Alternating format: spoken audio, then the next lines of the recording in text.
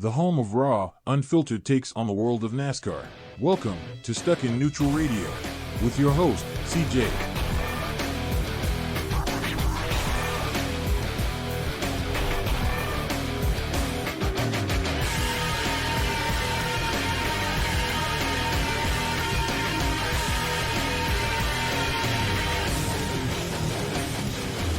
All right, hello everybody, and welcome into Stuck in Neutral Radio.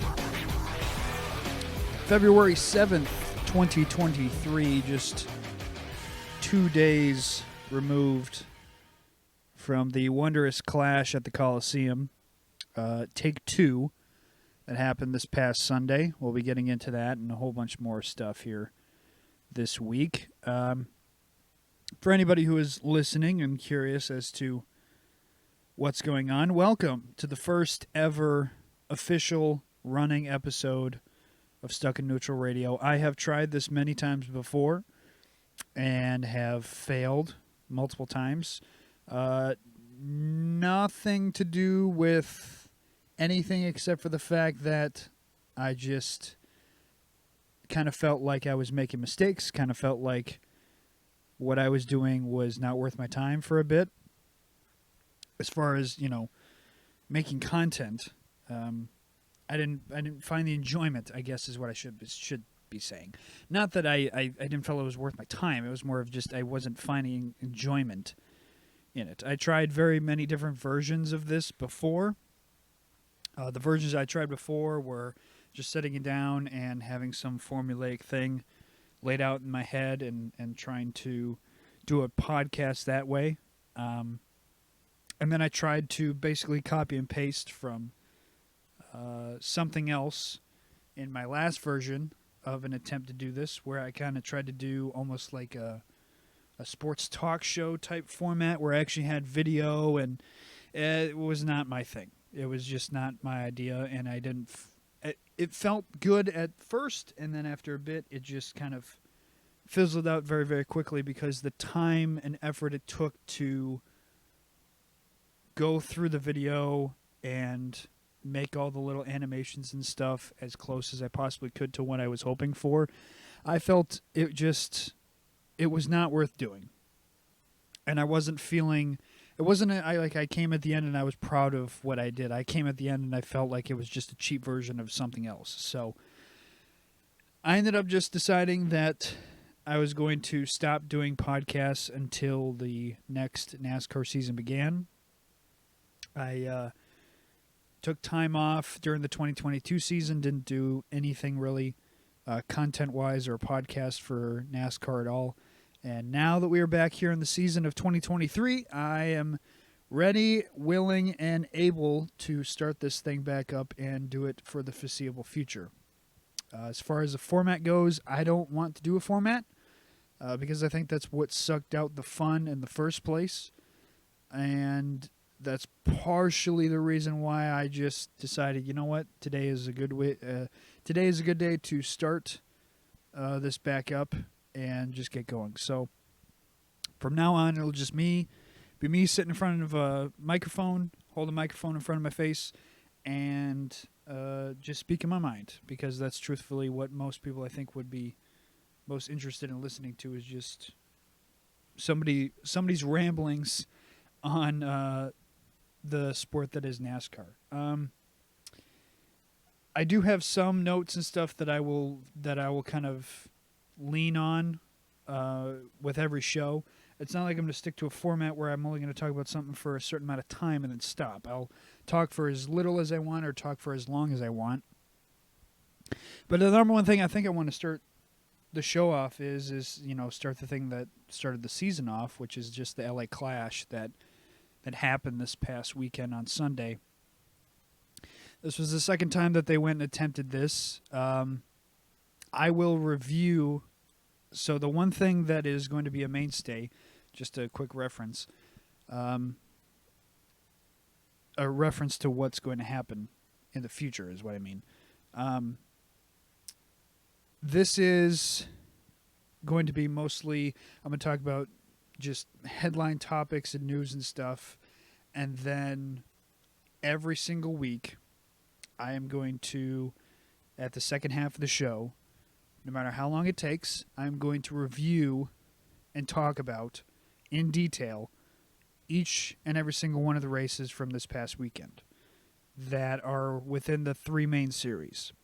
I am not talking about the K&N ARCA series. I'm not talking about the Cars Tour. I'm not reviewing, road course racing. I'm not reviewing IndyCar F1. This is a NASCAR specific podcast.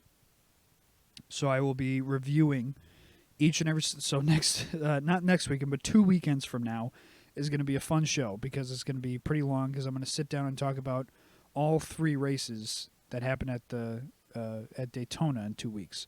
But that's what's going to be the format. So I'm going to start the show every week by just talking about news and stuff and topics I want to discuss within the sport of NASCAR. And then the second half of the show will be me reviewing each race that happens that weekend within the top three series. So, like I said, for example, in 2 weeks, after the weekend of the 500 comes and goes, I will come in here and I will review and talk in detail specifically about the Truck Series race that's going to happen, the Xfinity Series race that's going to happen, and then obviously the Cup Series race being the 500. So it'll be a long show, but I'm going to find enjoyment in it, and I think it'll be fun. Anyways, back to the Clash. The Clash this past weekend was not a race. It was an event. And that's, if I'm being totally honest, putting it generously. My overall thoughts, and like I said, I'll get into more detail in the second half of the show, but my overall thoughts are pretty much the simple fact that that event is not a race. What it is a commercial to the casual fans and to, I guess, some people in the Los Angeles and California area to be interested in NASCAR, but more specifically just to the mass casual viewing audience that will tune into that event and go to that event in an attempt to try and draw them in and get them to watch the sport religiously every single week. The problem is that you have to put on a race. You have to put on a race that is actually going to be somewhat equivalent to what you're going to see every week. You have to put on a product that when casual fans or people that aren't even casual fans, just aren't fans in general, when they tune in next week and they do exactly what you're hoping for them to do, they see the same product. They see the same thing that they had just saw the week prior, or at least similar to. It doesn't have to be obviously the same thing. Every single race is different. You're going to go to different tracks and you're going to see different types of racing. As you are a NASCAR fan, you know that. But the biggest thing for me is just the simple fact that you put on an event, not even a race, an event that isn't going to resemble anything that you're going to see for the rest of the season. If you even want to go down to the bare bones of it, which is just the format, the track, just the style of racing itself, you can say, well, it's technically short track racing. But I'd argue that isn't even short track racing. That wasn't even racing. In my personal opinion, I don't even think what we saw this past weekend was racing. I thought it was a mess. And I don't think I'm alone in that. I think that, in all honesty, I find it shocking that more people aren't upset about it. Because we've seen terrible races in the past. We've seen terrible events in the past. And what that was intended to be, the LA Clash was this past weekend, its intent is to, like I said, show people of what you're going to see every single weekend. And you're going to a quarter-mile track with, and I'll get to it later, where it's like there's just too many cars. You got 27, I want to say it was 27 cars? There's either 26 or 27 cars out there on a quarter-mile track. And it's not like you're racing midgets, you're racing big stock cars. And that's just the thing that I don't understand, is that anybody who is an actual racing fan, not just a NASCAR fan, but an actual racing fan, watches that and doesn't enjoy that. If you want to say you enjoyed the first half, That's fine. I'd even argue that I enjoyed the first half. The first half of the race, the first 75 laps, were somewhat enjoyable. There were some wrecks, obviously, but you're going to see that in every race like that, and most short tracks, especially that small, you're going to see contact. You're going to see guys get spun around. It's just going to happen. So the first half was not all that bad. You actually saw decent green flag runs, and you saw guys being able to, use the time as far as green flag laps and allow the green flag laps to come and go in order to make passes, instead of just having to rely on bumping guys out of the way, or in most cases just pile driving guys out of the way in order to make up positions. You're actually able to see guys make clean passes in the first half. The second half was an absolute embarrassment. And I'm not understating that. I'm not overstating that. I think I'm understating that. It was an absolute embarrassment. And like I said, I'll get into more detail later on, but the second half, with the amount of cautions that you had, it was just like, it's one thing to watch a race and see wrecks. And I understand that most of the casual viewing audience, that's where their excitement comes from. And to a degree, I agree with that it's more fun to watch cars be so aggressive that they do end up wrecking than to watch cars just continuously go in a circle and never see any contact at all. I agree with that part. But the one thing I don't agree with is when you have so many wrecks and so many cautions and so much contact that you end up negating any bit of excitement or any bit of fun. I guess that's just the word I can come up with right now, is fun. When it comes to seeing contact, it gets negated because you're seeing so much time of the cars just sitting there pacing.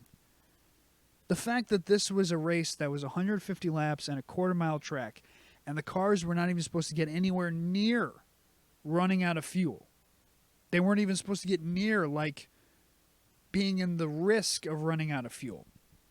And the fact that by the end of the race, within 10 to go, you had a couple of cars have to pull off track because they just simply ran out of gas, because NASCAR doesn't allow them to change tires or refuel, because that's not supposed to be an issue in this race. But the fact that the race got so long and so drawn out and so insanely bad as far as the cautions go, the fact that it got to that point is embarrassing. Imagine if Michael McDowell, and I understand, it's like, okay, well, Michael McDowell probably wouldn't be leading the race. Or you could even say any of the guys who are in the LCQ, they probably wouldn't be contenders for the win. But you don't know.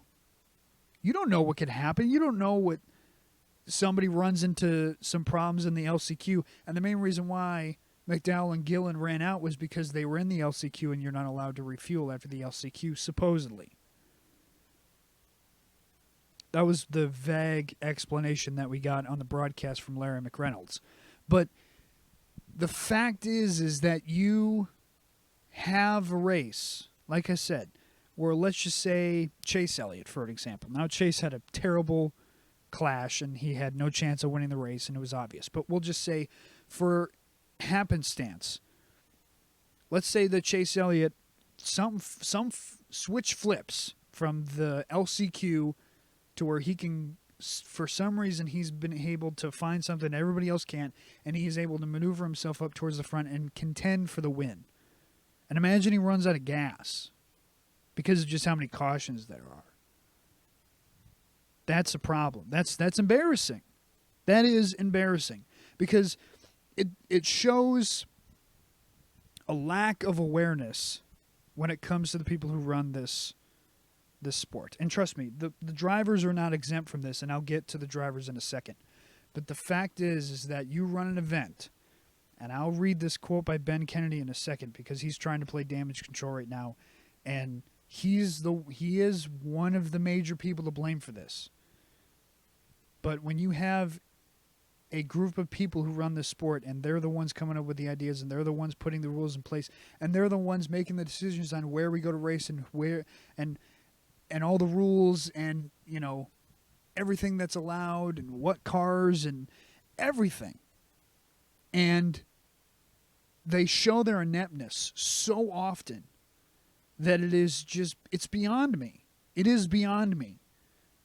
And what is, I think, more beyond me is and I don't know if it's people because they're within the sport, they're trying to play damage control, or they're trying to toe the line, and they're trying not to piss the higher ups in NASCAR off and have them upset at them for saying something bad about the sport. But guys just playing damage control, so many people, so many reporters online that are like, oh, I didn't think the race was that bad, or even people within the sport, whether it's drivers or former drivers that are saying things like, I think people are overreacting.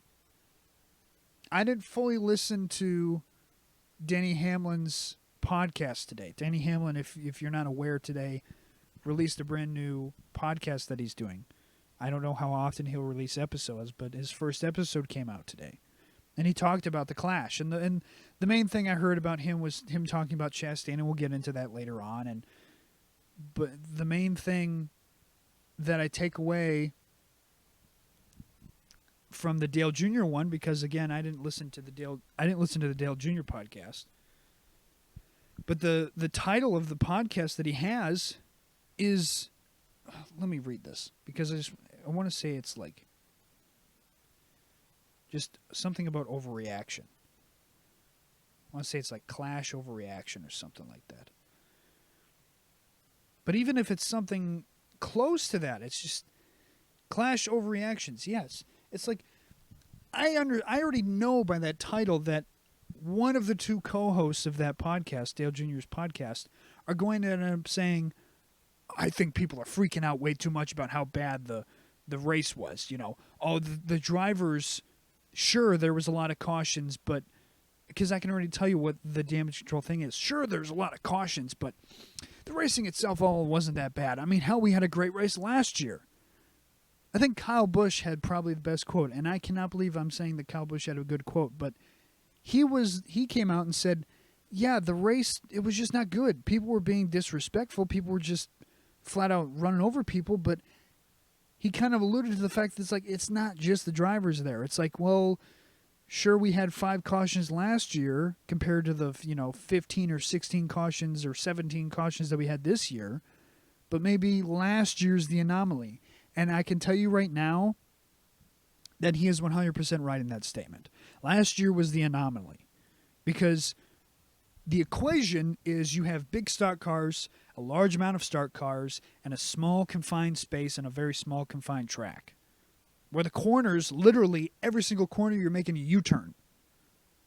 And it's not like Martinsville, where Martinsville is a whole half mile, where the corners themselves are all those sharp, they still have some arc to them. There's still some time. You're not turning the wheel 180 degrees to get the car to turn the corner. You're trying your best to toe that corner when you're in Martinsville, but it's not an absolute 180 degree turn where you're doing a U-turn. When you go to the LA Coliseum, it is literally a U-turn. Every corner is a U-turn. That track is beyond me as far as why we would continue to go race there. And I understand that some people in the higher up NASCAR believe we're reaching so many people where everybody else is so happy. Let me go ahead and read this now, because now let's talk about these higher ups. Ben Kennedy on Twitter earlier today goes and says, I'll read the whole quote. There's 4 tweets that he went and put out. He doesn't say, I know. He just says, no, there will always be differing opinions on our new events. As we've always said, some things will work and some things we will learn and improve upon. Overall, I'd consider the Clash a large step forward. I don't know what Clash he watched. Maybe he means in a step forward to no longer doing the Clash at the LA Coliseum? ? We're in one of the largest markets in the U.S., have great support from our broadcast partners and media in promoting the season ahead, and many core and new fans coming to the event. Does it look like many of our other events? Absolutely not. The number one thing that I said is the biggest problem, is you're running an event that looks nothing else like the rest of the season. He goes on and says, however, that should be okay. What? It doesn't mean that the experience, music, format, etc. will change at all of our events, but if we want to bring NASCAR racing to all of America and beyond, we should be able to adapt to new and emerging markets. I'm not saying it's perfect, but the sport's growth over the past few years is driven by many of the changes led by the company and industry to get to where we are today. Feedback is welcome, but please be constructive with it. Eyes forward to the 75th season. Okay, so the number one thing in that is that he never mentioned the current fans. He mentioned broadcast partners, he mentioned media outlets, he mentioned new fans that were coming in, but he never mentioned the current fans. I saw plenty of reporters online trying to defend NASCAR's decision to go to the LA Coliseum by saying it needs to evolve and that it can't keep doing the same thing that's done for the last 74 years and expect things to be good. And that's the problem that I have is we're not saying you need to go backwards and race the 1987 cars with the same exact stuff and the same exact safety equipment and the same exact tracks and the same exact sponsors, the same exact drivers and the same exact everything. I am at least not saying that. What I'm saying is that I don't want you to be inept. It's not that hard. It's not that hard to just make decisions that make sense, and for the love of God, listen to the actual people who watch your races. Listen to the people who actually watch your events. Please. Because at the end of the day, there's a reason why we're fans. It's because we like something, then usually other people with the same like-minded thinking are going to like the same thing. So anybody that you would possibly get to be a NASCAR fan probably is going to listen to the current NASCAR fan and say, hey, this is really good. This is fun. Come watch this. Probably the same things that made us fans are going to make other people's fans. That's the thing that doesn't make any sense to me is, okay, so we have a certain demographic of fans. We have a certain amount of fans that like the product a certain way, that like the racing one way. So what we're going to do is we're going to completely change it to something totally different in an attempt to try and get another group of fans. And we're still going to expect that same group of fans that we already have to stick around. That's the thing that doesn't make any sense to me, is that you're trying to do all these different things and you're trying your best to get all these different people from all these different markets and all these different demographics and doing all this new stuff. And not only are you not drawing in new fans, but you're pushing away more fans. I'm not going to sit here and say that the LA Coliseum was empty, because during the heat races it was empty. But there were pockets at that race that were just like 10 rows of empty seats. There were pockets. Go back and watch the event. Go back and watch the wide shots that they did. Go look. And I will admit, most of them were up in the cheap seats. But it's not like you're drawing in, the millions and millions of people that live in Los Angeles. It's not like you're drawing in most of the people to that event.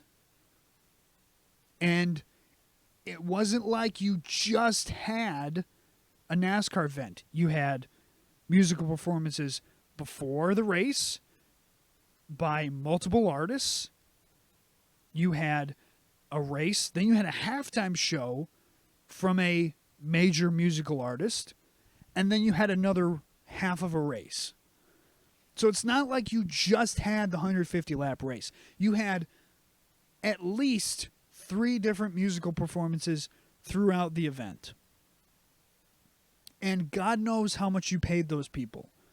Because my assumption is that Wiz Khalifa is not cheap. My assumption is that Dixie D'Amelio is not cheap. My assumption is whoever the fuck else performed, I don't remember who else, they aren't cheap. So I just want to ask that question. because you paid the artists, which weren't cheap. You got the LA Coliseum, which probably isn't cheap. You went and paid for all of the parts and pieces to put the track together, the safer barrier, the walls, moving around everything within the sidelines, putting down the pavement and the walls and everything. God knows how much money that was, and you didn't sell the place out. Because you can't tell me it's a sold-out show. Because not only were there major pockets within, yes, the cheap seats of 10 rows of empty seats, but the first fucking 20 rows are tarped off. The first 20 rows are tarped off to sponsorships. So that's not even close to a sellout crowd. And maybe somebody will make the argument of, well, the reason why that area was tarped off was because, for safety.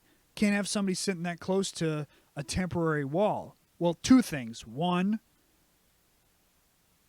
that's probably bullshit because those are probably the best seats in the house, are right next to the catch fence.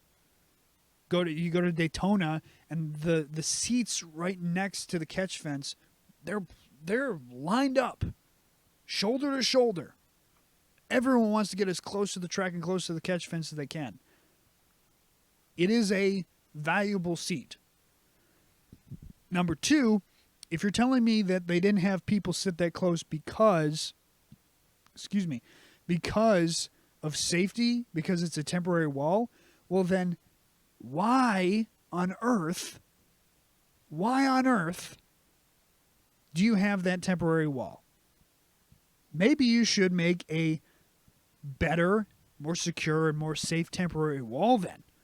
Because it's not like the car's going 200. It's not like the cars are even going 100. They're only going 80 going in the corner.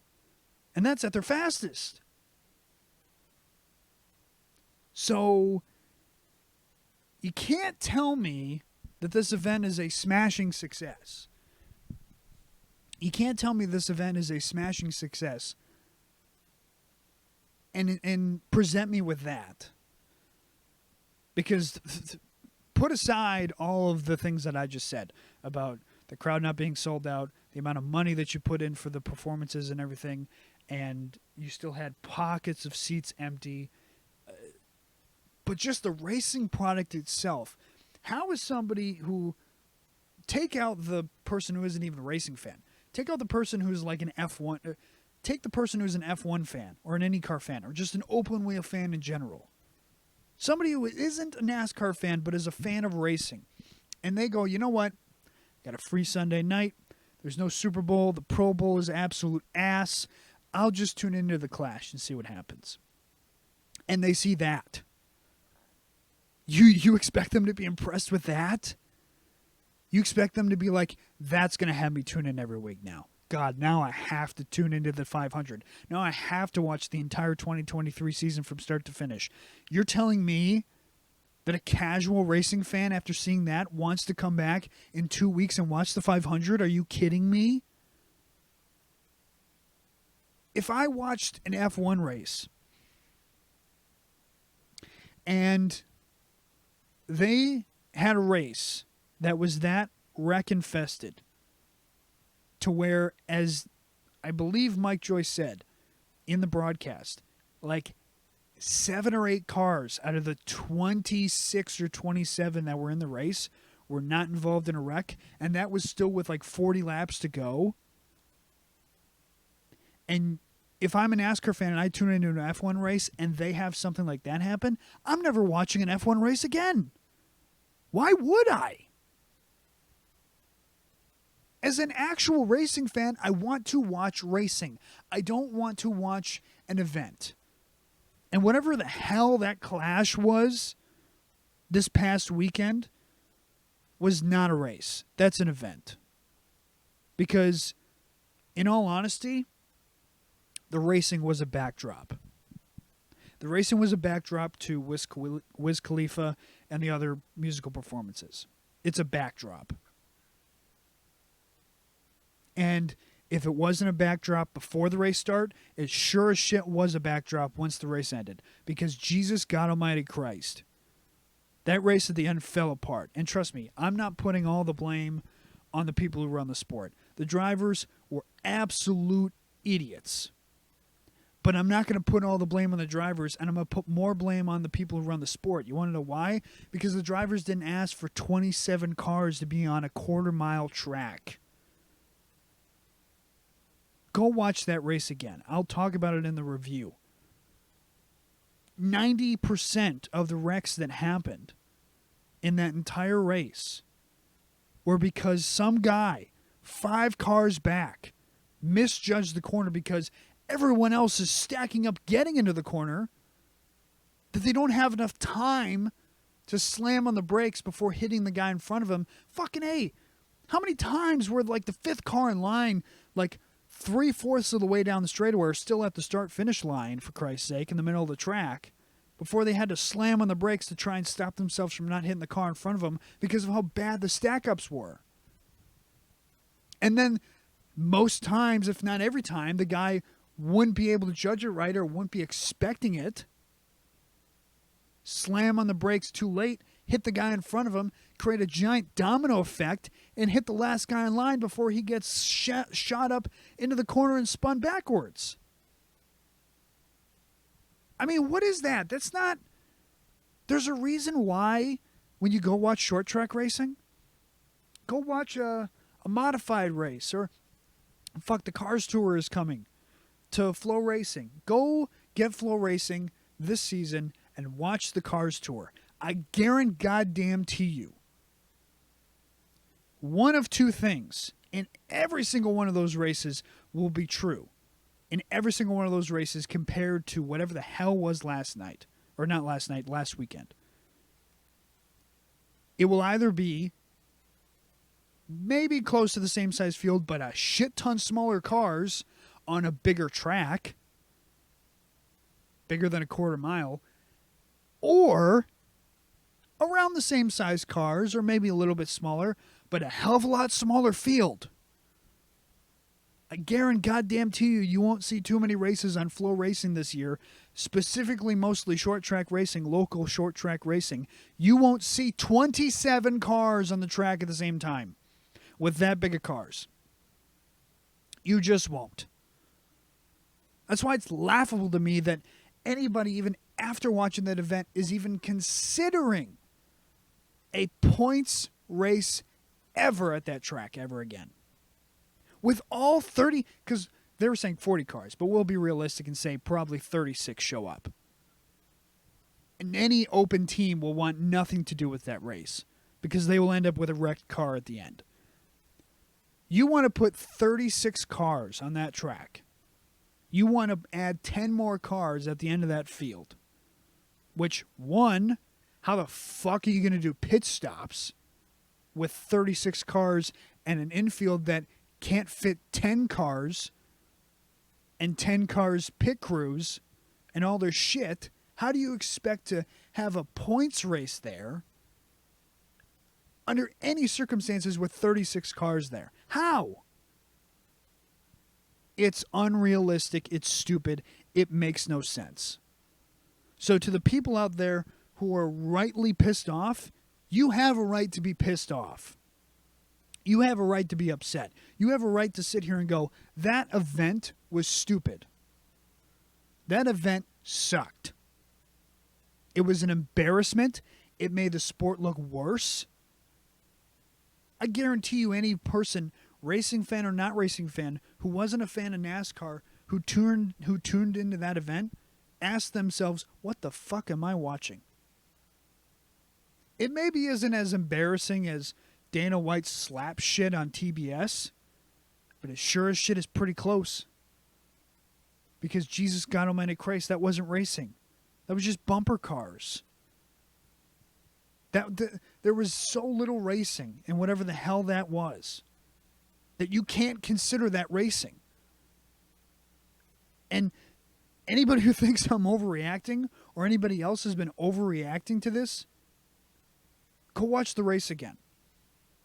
Go compare it to Martinsville. Go compare it to last year's class. Go and compare it to any other short track that we've had in the last 10 years.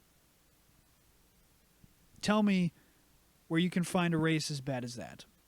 And I think what made it worse was the fact that, you have the 150 laps. The fucking caution laps don't count. So there was plenty of times in that second half where you got guys about to make a lap, and then somebody would spin going into 3 and 4, and the lap wouldn't count. And we'd be back to pacing. Just stupid. That's why, after that race, I admit that the person who won the race deserved to win. Martin Truex was the best all weekend. He had the fastest car in practice. He was the best car in the long run. And most passes that he made were clean. I don't remember him dumping too many people. So he deserved to win. The other person who impressed me, and the only other person I would say came out of that race looking better than they did going in, was Ryan Preece. I think everybody else can agree with that. Ryan Preece, in that one race, showed off his modified skills tenfold. Go watch that move he made on the outside. I'll talk about it in the review later on. That dude was impressive as hell in that move on the outside. Unbelievable. So now from one mess to another mess. I tried to wait as long as I could to do this podcast, mostly because of this story. But supposedly, I could not find when this happened. But we obviously know that it happened. Kyle Busch got detained. I don't know if it was on the border of Mexico or if he was like in Mexico and got caught with a gun or something. But supposedly, here, I'll pull up Kyle Busch's official statement here. But Kyle Busch, I believe, I'm going to assume he went to go on a trip during the off-season to Mexico with his family. Yes, he did. So here's the official quote. Hang on a second. In late January, so yes, still during the off-season. In late January, Samantha and I enjoyed a several-day vacation in Mexico. When departing the country, my handgun was flagged during routine screening at the airport. I have a valid concealed carry permit from my local authority and adhere to all handgun laws, but I made a mistake by forgetting it was in my bag. Discovery of the handgun led to my detainment while the situation was resolved. I was not aware of Mexican law and had no intention of bringing a handgun into Mexico. This story is just so ridiculous. When it was discovered, I fully cooperated with the authorities, accepted the penalties, and returned to North Carolina. I apologize for my mistake and appreciate the respect shown by all parties. As we resolve the matter, my family and I consider this issue closed. So, this already happened, but Kyle basically came out and addressed it publicly. So he goes on a vacation to Mexico. He goes to Mexico, he still has his handgun. My first question is, how bad was the North Carolinian TSA that he had his concealed carry weapon with him, leaving the United States, and they didn't notice it? Hello? How did you not notice the handgun that the dude has on him as he left the country? Anyways, that's oddly just not talked about right now, is how Kyle Busch left the country and was on a plane, I assume took a plane to Mexico, with a gun on hand. So anyways, he goes to Mexico, enjoys vacation, goes to leave, and the Mexican TSA, Mexico's TSA, I don't know what city he was in, they discover that he has a handgun on him. They discover that he's conceal and carry. And they detain him for it. So, my first thought is, again, like I said, how did North Carolina's TSA, they must be just fucking not caring at all. If they didn't catch a fucking gun at the TSA. Secondly, I want to remind people of this. I've only seen a couple of people online mentioning this, and people are like lambashing Kyle because, he had a gun on him. Why does he need a gun? Blah, blah, blah. For anybody who doesn't know anything about me, I will just put a little bit of information out there. I live in the state of Minnesota. And not too long ago, there was a shooting incident at the Mall of America, which is pretty much the only thing that Minnesota is known for. Minnesota is mostly woods in the northern part of the state, and we are most known for snow and hockey. That's pretty much it. And our hockey sucks, and the snow is shitty. So there's not much to do in this state. If you're here to enjoy the outdoors, then it's a pretty good state. Even though places like Montana are still a shit ton better. I guess fishing, that's another thing too. I totally forgot. We're the fucking land of 10,000 lakes is one of our stupid slogans. So if you come here to fish and enjoy the outdoors, you'll like Minnesota. Outside of that, there is not much to do in this state.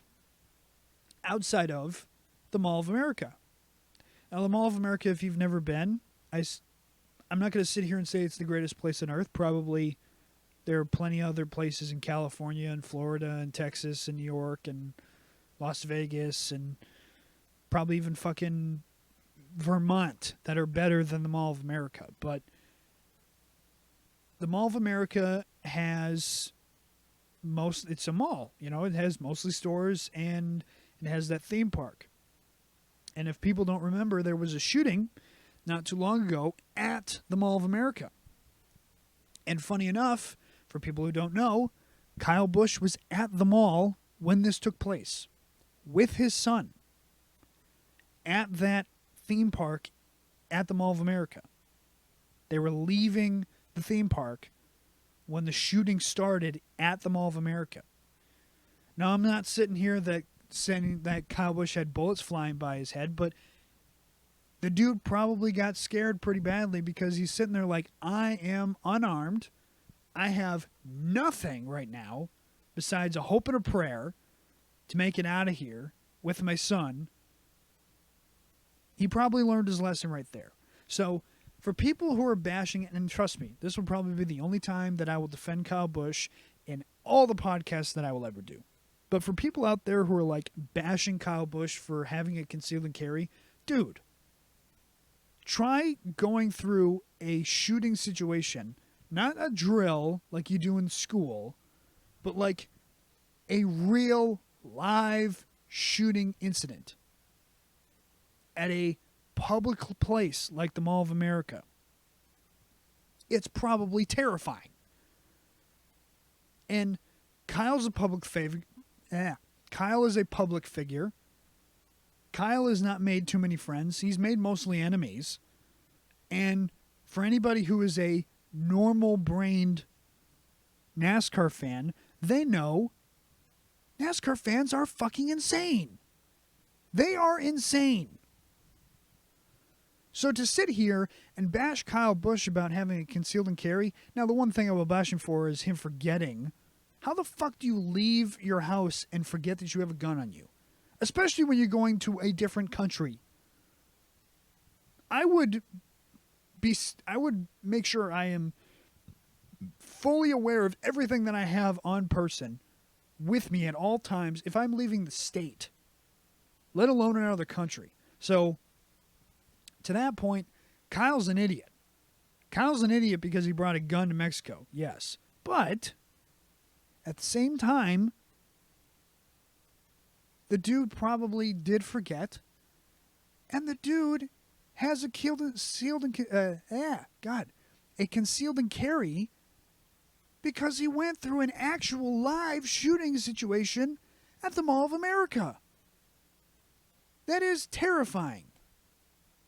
So this will be the one time that I'll defend Kyle Busch. I defend Kyle for having to conceal and carry. Mainly because of the simple fact that, like I said, I wasn't at the mall when it happened.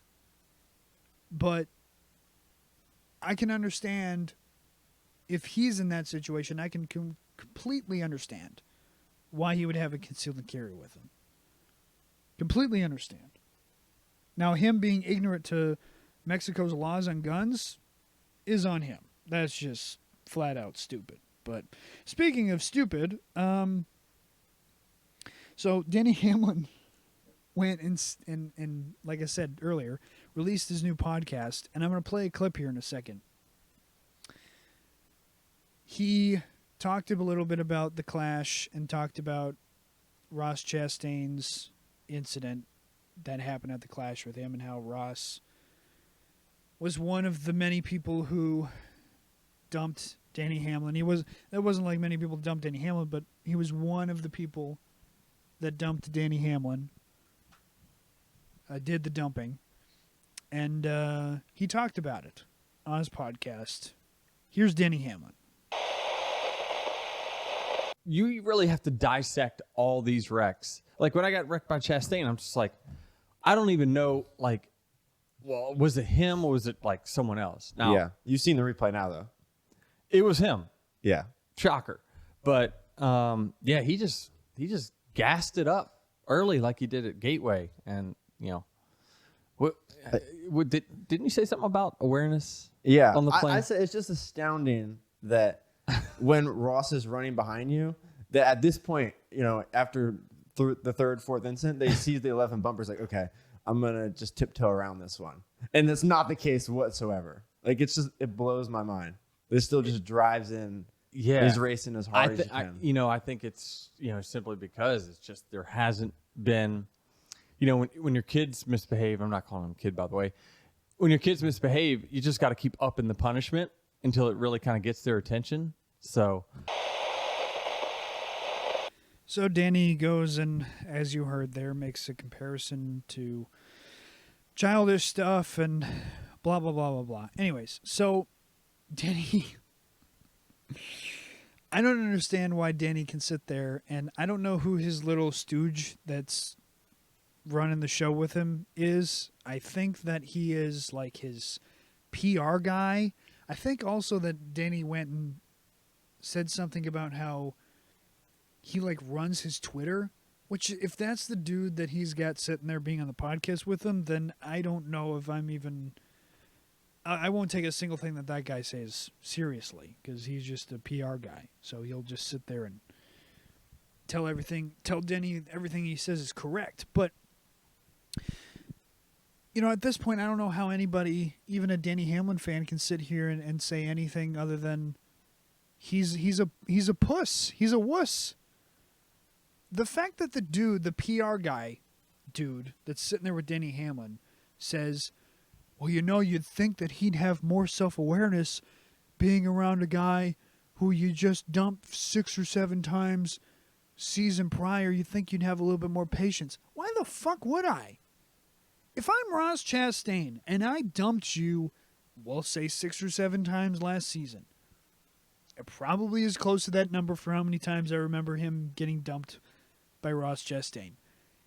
If I go and do that to you and you do little to nothing to me back, and the retaliation that you do to me back is some like quasi, like just barely push me up the track to where I barely hit the wall enough to have a problem at Pocono. Sure, you took a chance away from me from winning. I dumped you like 5 or 6 times already. And then Ross went and continued to do it afterwards.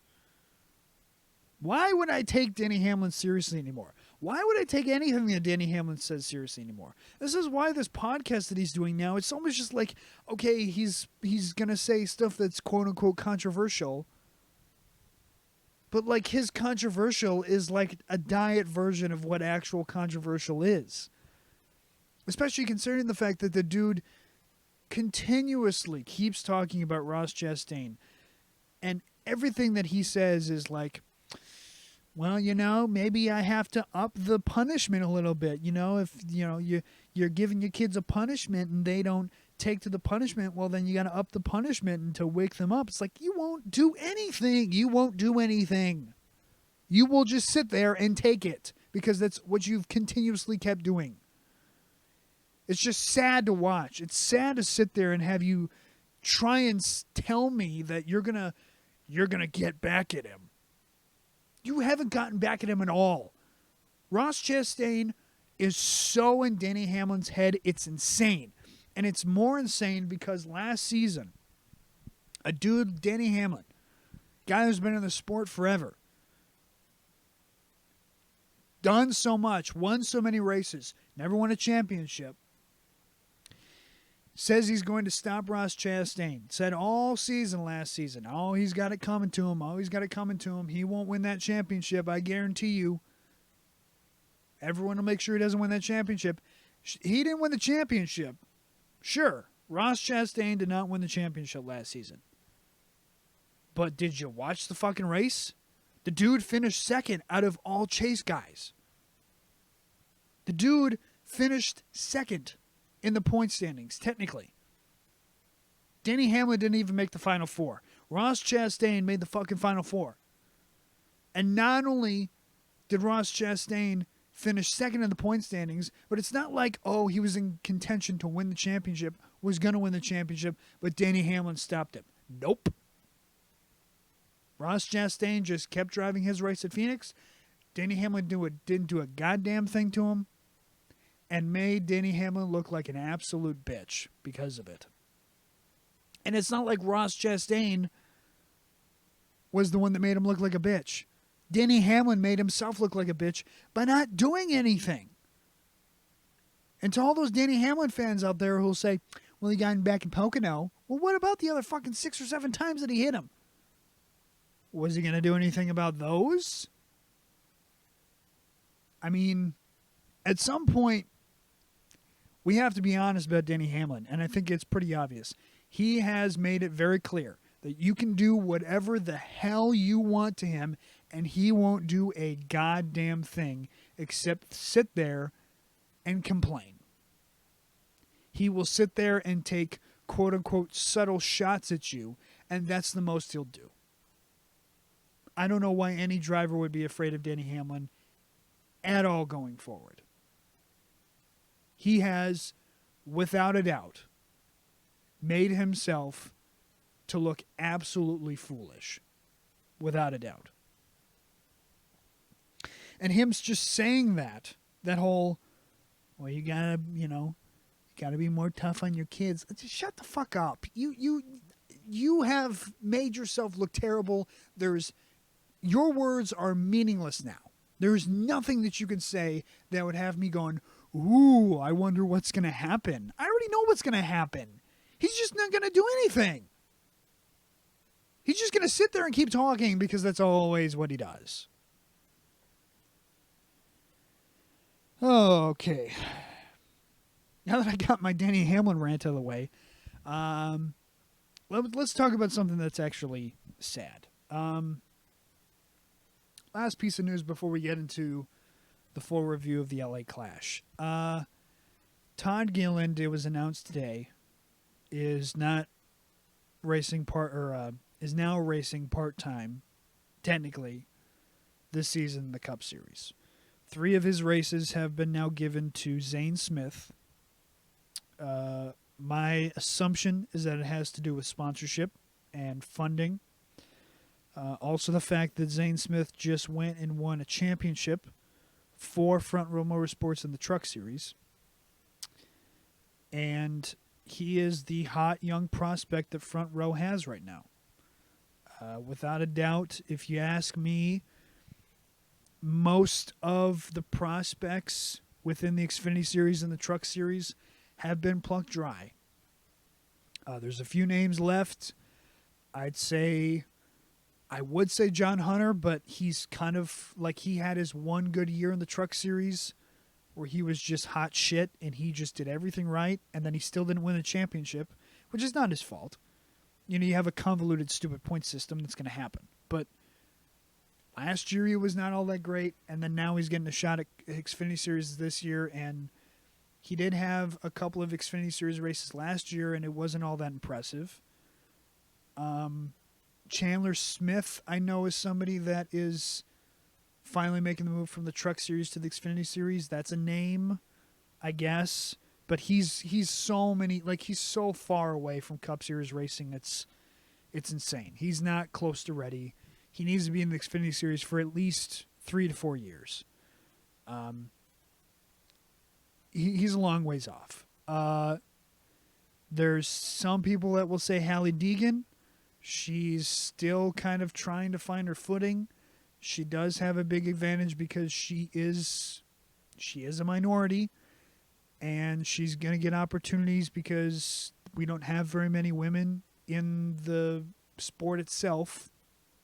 We haven't had very many women in the past, and we don't have very many women now. We have more women now than we have in the past, but she's probably, without a doubt, the current best women driver that we have.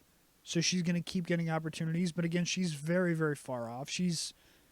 I'd say she's probably closer to 5 or 6 years away from Cup Series racing. You know, there's a couple, but I mean, outside of that, who's left? Zane Smith. Zane Smith is a big name. I still like Brett Moffitt personally. I know some people like Austin Hill, but he's very up and down. Most of his success has came at super speedway racing, which I'll give him all the credit in the world. Great super speedway racer.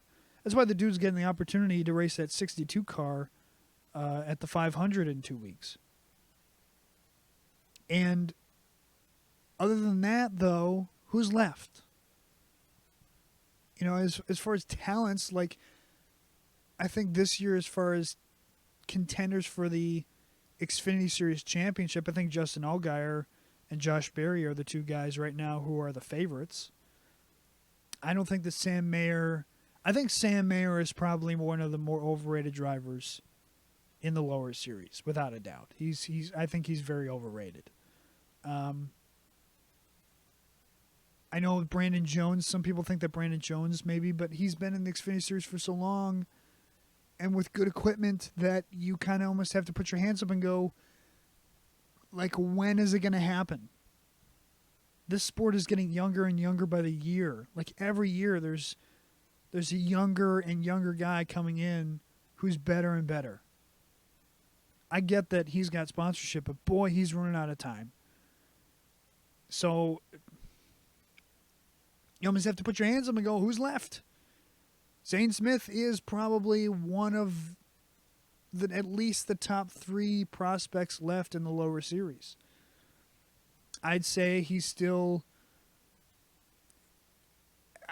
least number 3. I'd even probably say he's number 1 just because of he's coming off a championship win in a team that is not known for great success.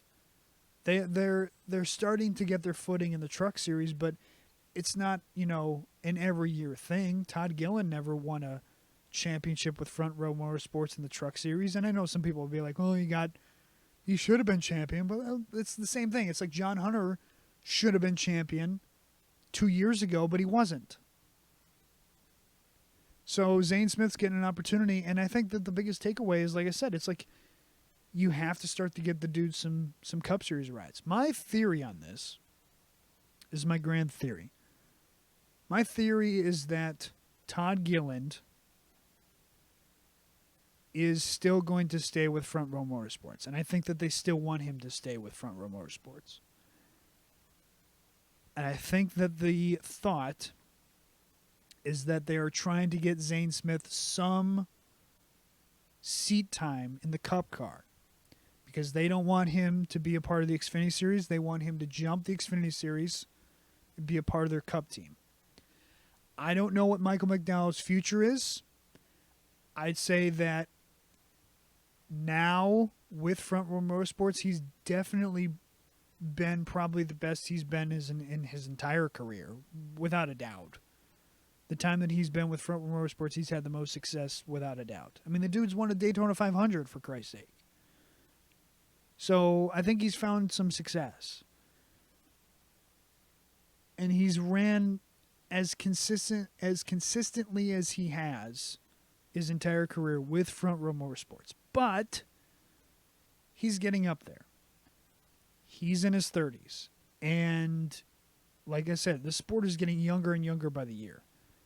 I don't know how much sponsorship the Michael McDowell is pulling in compared to Guys like Todd Gilliand, guys like Zane Smith, I don't know. The main thing I know for sure, though, is that Zane Smith is a hell of a lot younger, has a hell of a lot more potential, and you can't keep doing the same thing over and over and over again, year after year after year, with the same guys and expect a different result. I would hope, or I wished, that they probably would have said, okay, Michael, we're going to give you 30 races, and we're going to give 6 of those races to Zane Smith instead of taking him away from Todd Gilliand. But at the end of the day, Todd is in the second car, and Michael McDowell is in the number 1 car, as far as team orders go. That 34 car is, I think, has been known as, and definitely probably is, the higher up the food chain, quote-unquote, car. So, again, it's sad that Todd Gilliand doesn't get to run a full season this season, but that stuff happens sometimes. Guys get opportunities that they should, and some guys get booted out when they shouldn't. And especially now with how much the sport has gone to, what have you done for me lately? And if you haven't done something for me lately, we'll find somebody who can. And even if you aren't doing something lately, but you have a hell of a lot of money behind you, and you have a hell of a lot of sponsorship behind you, well, then you'll get a hell of a lot more chances than anybody else. So it's a big game of, trying to find money and find your success all at the same time. You can't go a season without having either one of them. You can't go a season not having sponsorship and not having success, or struggling to find sponsorship and struggling to find success. And that was Todd Gilliand last year. And it's sad, but this is the fact of the matter. This is just how the sport is. And Front Row Motorsports is not in any position to field a third car financially 6 races out of the year, which tells you how tight money is over there. I mean, we heard not too long ago, Petty Motorsports, they just got bought out by GMS, which then became GMS, or Petty GMS, excuse me. And go back and read the old news reports.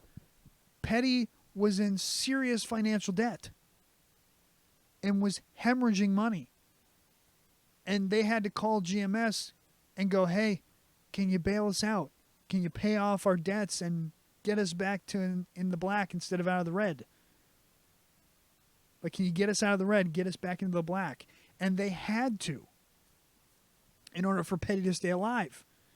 They had to sell part ownership away.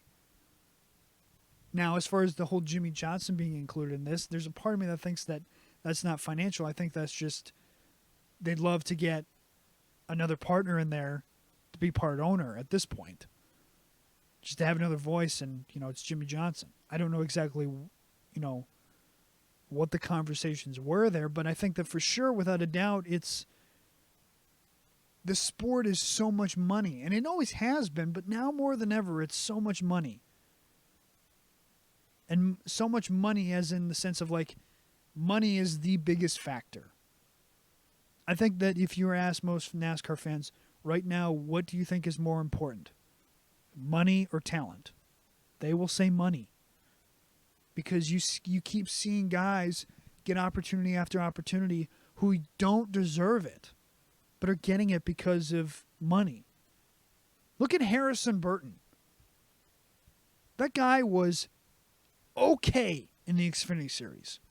He was just okay. Kind of just like his dad. But he was just okay. But that dude has sponsorship. That dude's got a name.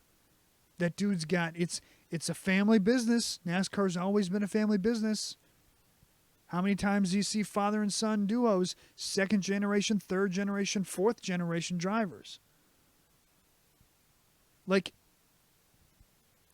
Guys get opportunity unfairly sometimes over others. Matt DiBenedetto was not the greatest driver in the world. I will fully admit that. He was not. He wasn't Dale Earnhardt. He wasn't going to win a championship. I don't think he was going to win a championship. But he could run consistent. And without a doubt, he could keep the car clean. And within these smaller teams, they need a guy who can just keep the car clean. Because holy shit, going to the track finishing 30th with a clean car is a hell of a lot better than going to the track and finishing 25th and having your car half torn up. Ask any one of these teams. They will take a clean car, a smaller team, I'm saying. Ask any of these smaller teams. They'll take a car finishing 30th that's clean over a car that finishes 25th that's completely tore to all shreds. Because it's a money game at this point. Money is the biggest factor, without a doubt. And if you're bringing in money, then they'll give you more chances. And that's why I say Matt DiBenedetto, for how clean he was and for how well he did run in the equipment he was given, he got booted from that 21 because he just didn't have the notoriety and he didn't have the sponsorship to back him. So many drivers liked Matt DiBenedetto. A lot of them liked him because he raced clean. He was able to keep his car straight. And sure, he wasn't the fastest, but he kept his car straight. And he was one of the few people out there who was able to race pretty well. And race smart. And was aggressive when he needed to be aggressive. And was respectful when he needed to be respectful. And he gets replaced by a guy who, in all honesty, didn't earn that ride. But he got it partially because of his name, but also partially because at the end of the day, I think he probably had more money coming in than Matt DiBenedetto did. That's the sad fact of this situation. And especially with these smaller teams like Front Row Motorsports, money is the biggest thing. Front Row has been around for quite a while now. It's not a brand new team. You know, it's not the money team. It's not New York Racing. It's not one of these smaller teams that are brand new running one singular car. They've been around for a bit. But it doesn't change the fact that every single year, sponsorship is a must. They need to have sponsorship on that car every single week. They will scrounge for pennies, nickels on the ground, anything that they can find to get that car on that track and stay in the black. And so they can't afford to go into the red, because if they go into the red, they'll end up like Furniture Row. Look at Furniture Row. Single car team was for a little bit a two-car team, but most of its time a single car team. They won a championship. But the owner realized it's just not financially as stable. I'm at the point now where I can't keep pumping money into this to try and keep this thing in the black, because if I keep trying to keep this thing in the black, it'll still end up in the red, and I'll end up in the red. And I can't financially keep this on the level that I want it to. So that's why you have teams like Front Row where it's like they can't field the third. How sad is it that they can't field the third car for 6 races? Yeah, it is. But that's the sport now. That's the life of these smaller teams. So Todd Gilliand's got to give up 6 races. Sad. But let's be honest, though. Was Todd Gilliand going to win a race? Was Todd Gilliand going to compete for the championship? I don't think so. It's sad that he misses out on 6 races out of the 36 races in the season. It's sad. It is. I feel bad for him. And I'm not being sarcastic. I truly feel bad for him. But welcome to NASCAR, dude. This is just how it is. All right. So I'm going to take a short break here. That's all the news for at least this week. I'm going to take a short break, like I said, and I will be back. And we'll talk about whatever the hell that was last weekend, and we'll go over all my notes and go into detail about everything that happened in this year's LA Clash Part 2. Stick around. I'll be right back. Hey, you like what you hear? Then please subscribe down below and please make sure you turn notifications on. Also make sure to give this video a like. It really helps out. Now back to the show. All right, welcome back from that short break. Welcome back to Stuck in Neutral Radio. It's time to talk about this shit show. February 5th, 2023 was the 2023's version of the LA Coliseum Clash at the Coliseum pre-race show to the 2023 season. All the Cup drivers were there, all 36 that are required to be there anyways. I'm not going to go over the heats or the LCQs. The grand scheme of things, they did not matter. I will go over the drivers that did miss, though. BJ McLeod, obviously. JJ Yaley, Cody Ware, Corey LaJoie, Ty Dillon. No surprise misses there. Harrison Burton completely stepped on his own dick in the LCQ and eliminated himself, so he has only himself to blame for missing the main event. He pretty much had the main event in hand, and I think he probably would have made the main event, but missed the corner all on his own. If you want to go back and watch it, it is quite funny. Ricky Stenhouse Jr. also missed, and the two RFK guys also missed. I believe they both missed the main event last year as well. Chris Buescher and Brad Keselowski. Event opens. They have driver intros. I made sure to Google who this actor's name was. Supposedly his name is Joel McHale. I immediately recognized him only because he was the main guy in Community.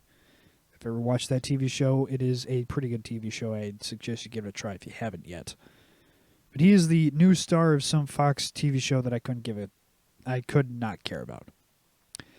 He introduced all the drivers terribly, so much so that at one point he screwed Kevin Harvick's name up, I believe calling him Kenny Harvick.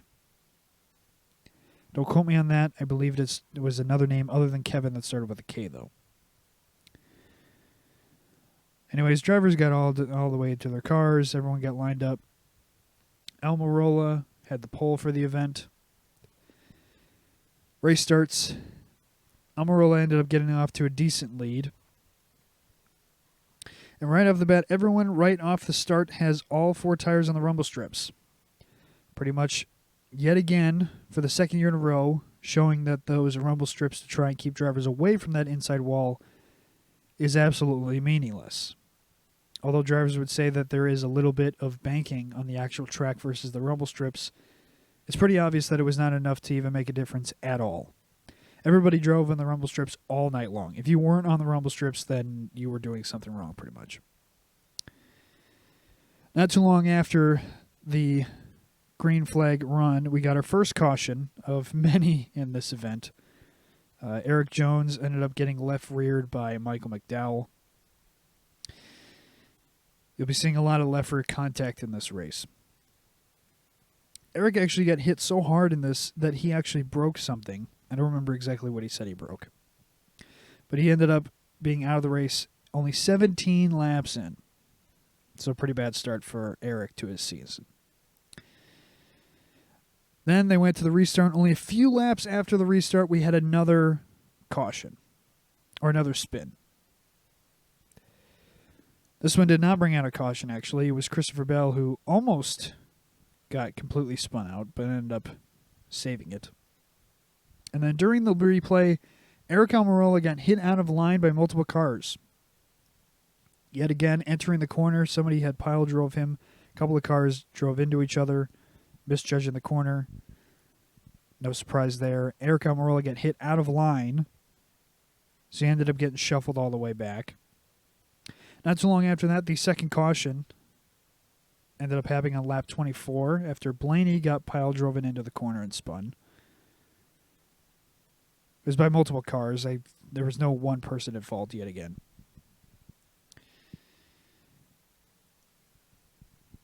This time, Eric ended up saying how he didn't get a chance to choose in time. Him and his crew chief were complaining about the fact that NASCAR didn't give him proper time to choose, and they kind of told him last second, so that's why he ended up getting shuffled out. and ended up getting stuck in the outside line. Then again, if you are on 2 to green and you've already had a restart, how are you not paying attention to that? Why are you anywhere on the outside? If you're the leader, you're immediately taking the inside every time in this track. I don't understand it. Anyways, Fox is still using those gross the comic pictures. You know, the pictures for the drivers. The ones that last year Fox got absolutely clowned for every single time. I mean, most of the pictures that they've shown, they don't even look like the drivers.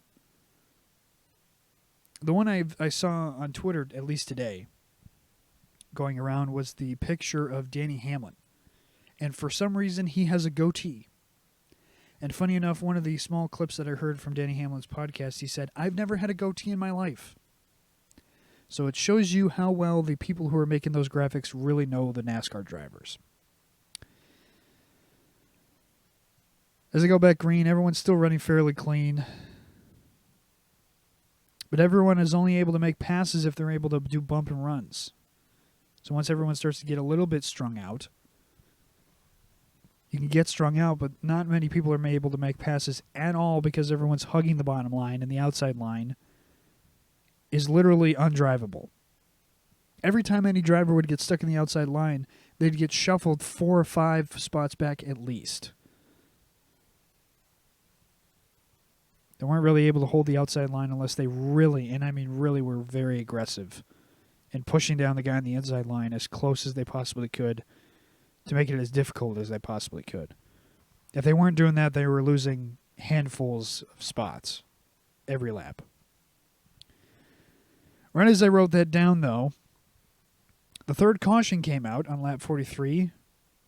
Allmendinger, who had his fair share of fun as far as contact and practice, he got pile drove.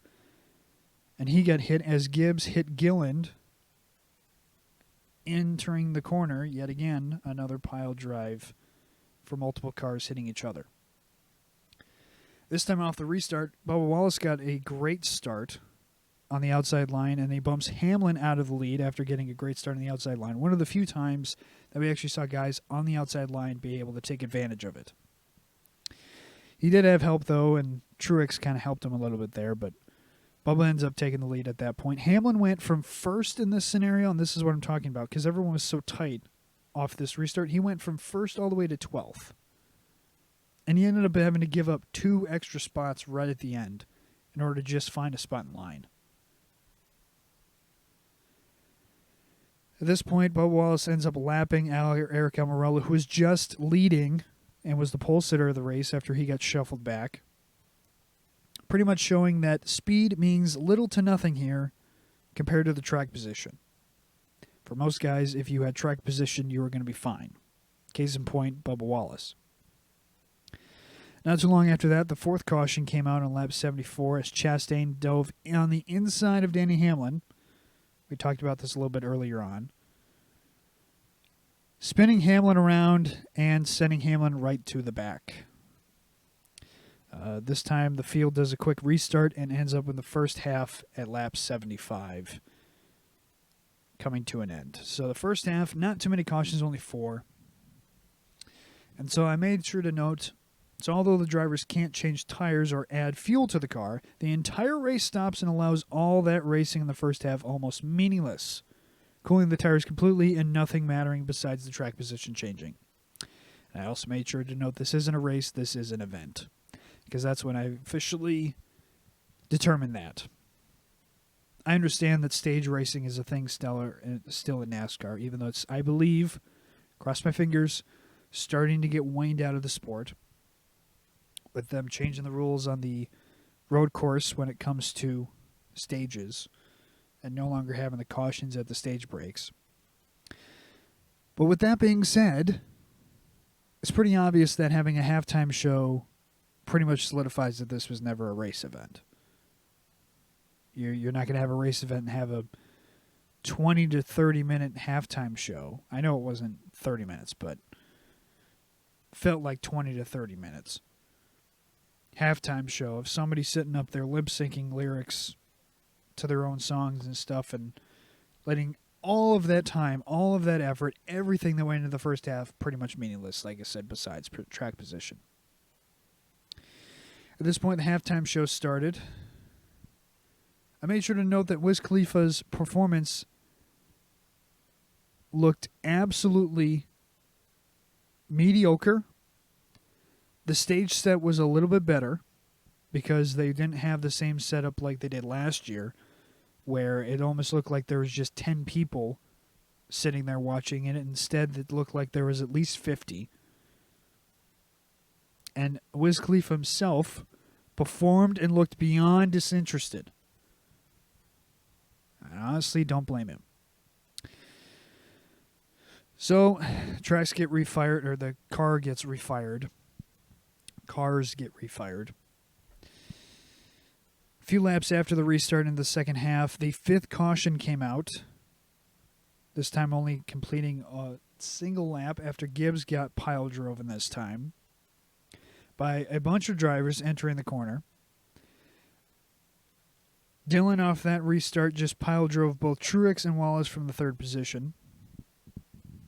Off that next restart. Off the restart yet again, though, Preece, I made sure to note, Preece made an amazing move on the outside, making up a bunch of spots. If you go back and watch, it's an amazing move, truly.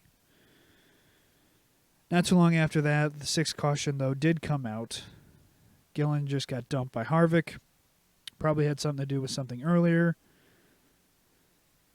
Mike Joy at this point noted that there have been 3 cautions in the last 5 laps of racing. A really great event, huh? Restart happens.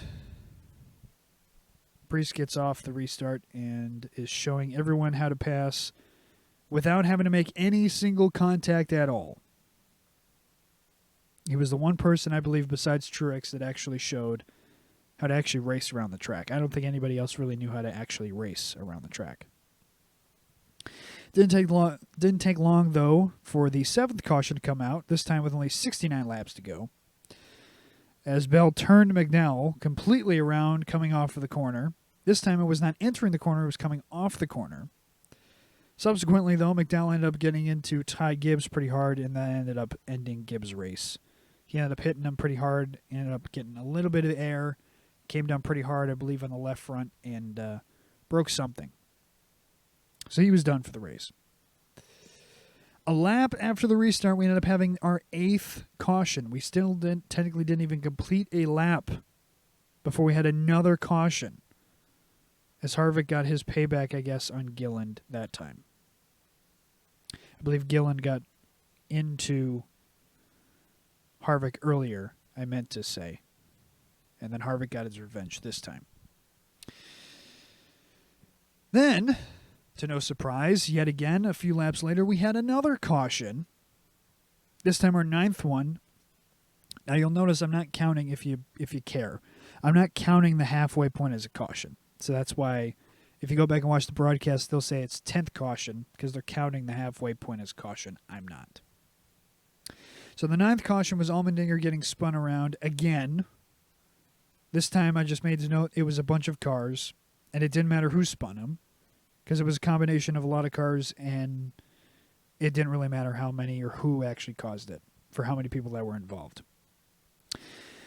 At this point, the longest green flag run in the second half, Mike Joy made the note, is 3 laps. I also made the point right after that is WTF. After the restart, only 1 lap later, we were able to actually complete a lap this time. Logano dives farther than I've ever seen anyone dive ever into a corner, and takes out Kyle Busch for the 10th caution with just 64 to go.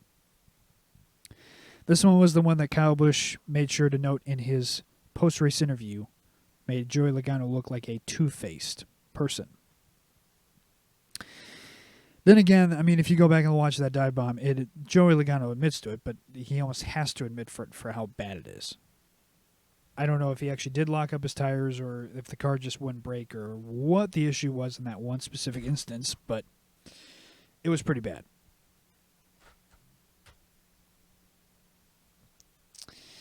Then even the commentators are finally now... Hang on, I'm reading my notes wrong here. I made sure to note, even the commentators are saying finally, now that we have a few green flag laps. God, this is sad. Even Clint Boyer was, this is the point I was making, even Clint Boyer was saying, Jesus Christ, can we get some green flag laps, please? And we finally got some green flag laps. Just enough time to do a crank it up spot.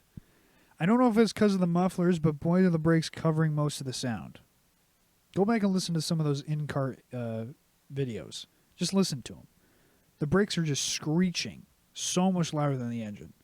And I understand it was like, oh, well, they're on the brakes a lot, and it's a short track, blah, blah, blah.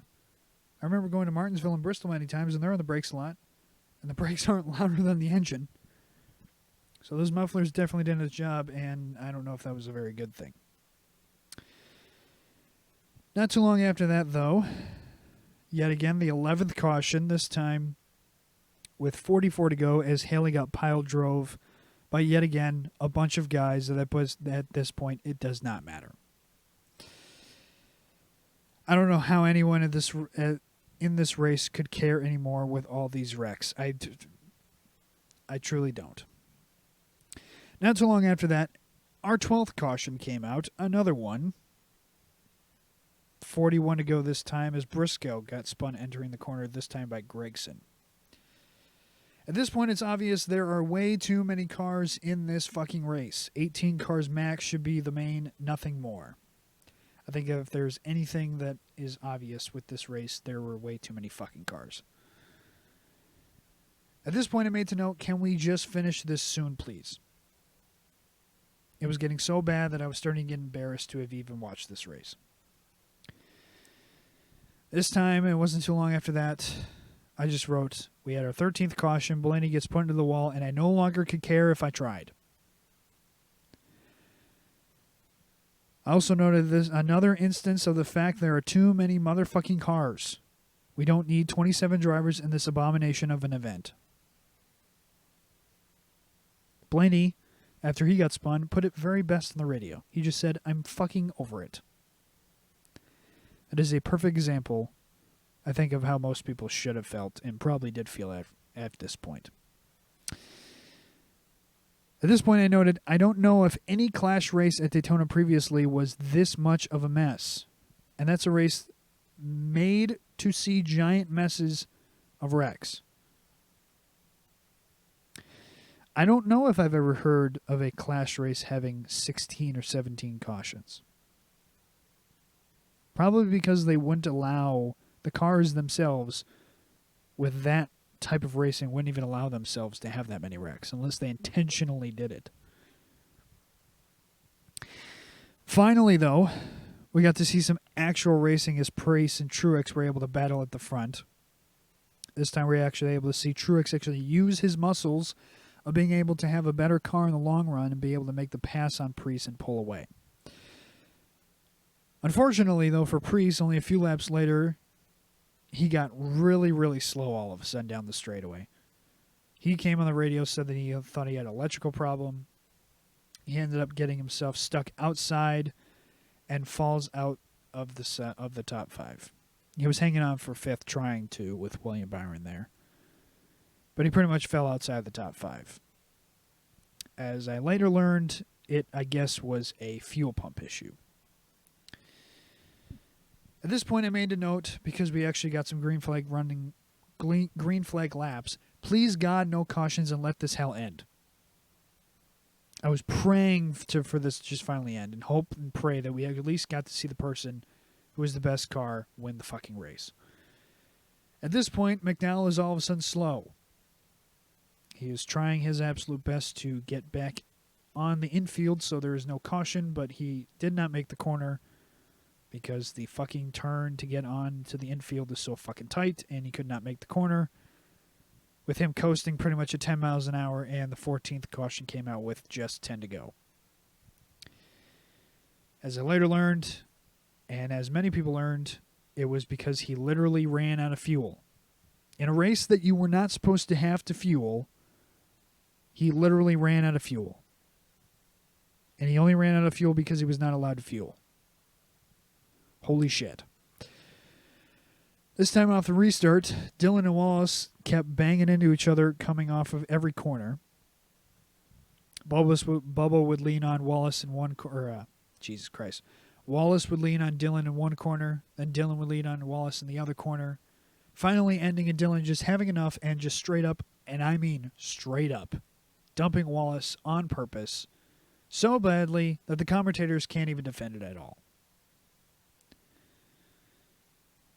At this point, I made to note yet again, this race is officially embarrassing beyond belief. This is when they started talking about the fact that Gilliand and McDowell ran out of fuel. I said, fuel is an issue? Fuck this. Guys at this point are still wrecking each other for 10th with 6 laps to go. Are these guys that dumb? They had no chance of winning, and yet they're still ramming into each other, giving each other no room for 10th fucking place with just 6 laps to go. This time, though, everyone keeps it straight somewhat just in time for Truex to finally end this hellish race. And even after the race was over, they still keep wrecking over a spot that means nothing. What a cancer of a race, at least the fastest car actually won the race, with Truex winning. So congratulations to Martin Truex Jr. for winning one of the worst races I've seen in a long time. And I'm not over-exaggerating. That was a true abomination. I made sure to note at the end of my notes, though, I'm going to read them verbatim. In conclusion, no matter what you think about racing at the LA Coliseum, it's obvious there are way too many drivers allowed to race at the feature race, especially with how small the track is and how tight everything is every corner. You can't have any more than 18 to 20 cars in a 150-lap main event. I truly believe this race, no matter what, should never take place again. Go to an actual track instead of this fantasy track created by an 8-year-old, or just do what you have been doing for so long and do a race at Daytona. There's a reason we did it for so long, because it worked. This event, I guarantee you, didn't bring a single fan to want to tune in and watch NASCAR weekly going forward. If anything, to me, it drove more people away. What happened at the LA Clash Part 2 tonight was not a race. I'd be generous to the people running the sport by calling it an event. This was officially a circus, and I never needed to see this again, please. That pretty much perfectly sums up whatever the hell I watched a couple of days ago. I mean, the fact that they are still sitting there after watching that race and still saying to themselves, you know what? You know, not everything's going to work, but we're okay with that. You're okay with that? You're okay with 16, 17 cautions? Guys sitting up in there in the booth ready to just jump out of the booth because of how terrible it is? My God. My God. Well, thank God it's over, though. I guess that's all I can say is thank God that event is over. I do not look forward to having to watch that again next year. I truly don't. But with that being said, I am ready to wrap up the first official podcast back. Hopefully the season will be better than how the season started with the preseason Clash event this past weekend at the Coliseum. Hopefully we never have to endure that ever again. The season, though, we did see a couple of changes as far as rules go that hopefully make the racing a little bit better. Hopefully the cars will hold up a little bit better, and hopefully some of those mechanical failures and problems that we saw last season will not plague this season. I'm excited to see how the road courses do without cautions. Thank frickin' God. And without cautions for the stages. Hopefully NASCAR will see that the fans will absolutely love that, and I guarantee you that the fans will love that. I guarantee you. So, with that being said, though, thank you to everybody who tuned in and lasted this long. Hopefully you all enjoyed this first episode. It is obviously going to be a bit rough for the first start because I'm still trying to get used to the format and the flow of the show. But hopefully everybody has enjoyed the show, and hopefully you all will tune in next week. I will be doing another kind of preseason podcast next week. Not sure what day, but you guys will see when it comes out because you guys get notified. If you guys are listening on YouTube, thank you all so much. I don't know if this episode will be posted in time before the next episode next week on Spotify. We're going to try and figure out, for now, the only place that you can listen to the podcast, at least at the time I'm recording this, is going to be YouTube. I have to figure out as far as where else I'm going to upload this podcast and where else is probably best. I'll try my best to upload it to as many different podcast platforms as I can to try and get as many, obviously, people out there to enjoy and listen to the show. But we'll work out the kinks within the next coming weeks, and once the season gets underway, hopefully we'll have ourselves one hell of a show to give to you. Thank you all again so much for watching. Hope you all enjoyed Stuck in Neutral Radio's first podcast. I will see you all next week. Enjoy yourselves until then, and thank the Lord above that this LA Clash is at least done for the next 300 some days. Thank you all again so much for watching and listening. I hope you all enjoyed, and I will see you all next week.